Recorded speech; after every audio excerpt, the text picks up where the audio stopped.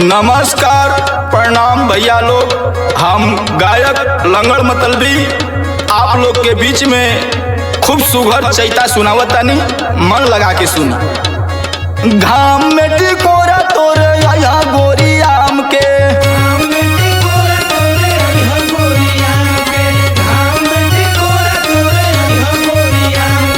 घाम में टिकोरा तोरे आया गोरी आम के,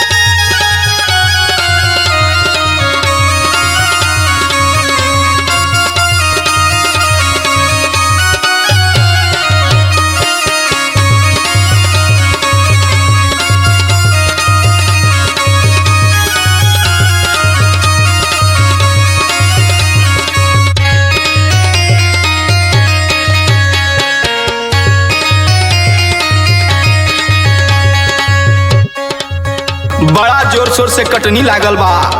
यह तो बड़ा लुक लुका के यह वही आमे के है हमन के कुल बात हुई। ठीक बा तो आगे देख का भाव बा। लचा लचा गरमी में होई जे पसीना वा तबे नावा डोलाई हम हो,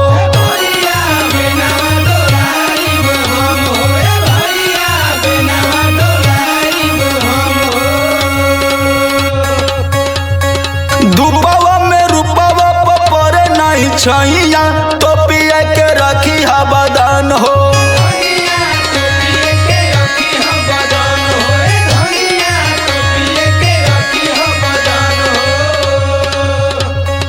खेतवा पथरिया पड़ल रही सुना, खेतवा पथरिया पड़ल रही सुना, खोलब कवाड़ी गोदाम के, घाम में टिकोड़ा तोरे यहाँ गोरी आम के,